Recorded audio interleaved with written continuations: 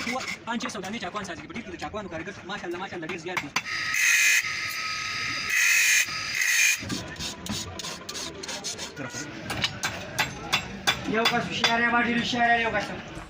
ये है दीर के हाथ से बनी चाकू चुरिया जो पानी के खासदार और पायदारी के बायस अंदरून व बैरून मुल्क बहुत मशहूर है. लोग इसे ईद कुर्बान के लिए दूर दूर से आकर दीर से खसूसी तौर पर लेकर जाते हैं.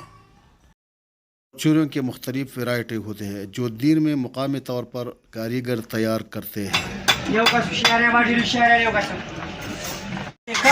شکر الحمدلله په دې دیر کې خو چاقوان ډېر زیات سازیږي. زموږ سره البته لس کاریګر زموږ سره دي. موږ چاقوان سازي په کورونو کې په دې ځای نه مخکې کله ماشومان راولېږي یا په خپله چاقوګان راوړي روپۍ ورته ورکړو. زیاتر کسان په کور کې کار کوي. په بازار کې خو یو څو کسان دي په دیر کې 500 دانې چاقوان سازیږي. په ډېر کې د چاقوانو کارګر ماشاءالله ډېر زیات دي او د پخوا نه دي. इन चाकू और चूरियों में मुख्तलिफ वैरायटी होती है जो 150 से लेकर 1000, 1500 और 2000 तक जो है फरोख्त कर दिए जाते हैं.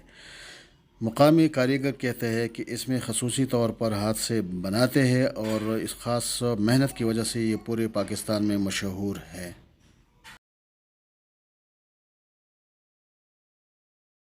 तो 250 में और 200 دومره ګران شوي دا مخکې په 70-80 روپۍ باندې ملګري. یو خاص شیز دی دا په دې ځای کې ډېر زبردست جوړېږي. دا د ډېر وخت نه په دې باندې د دې د چاقوان ډېر زیات مشهور دي او په دې باندې محنت ډېر زیات کوي دا کاریګر. دې له اوبه ښایسته ورکوي او ډیکوریشن ولې ښه ښایسته یې جوړ کړی زبردست. تقریبا وایي چې ورځ د نه شي څوک پړ نه تقریبا دغه 3 کاله کار کوي. ښه صحیح زبردست ټول عمر لم کار کوي. خو چې مطلب چې حفاظت یې کوي او صفا کې را صفا کوي.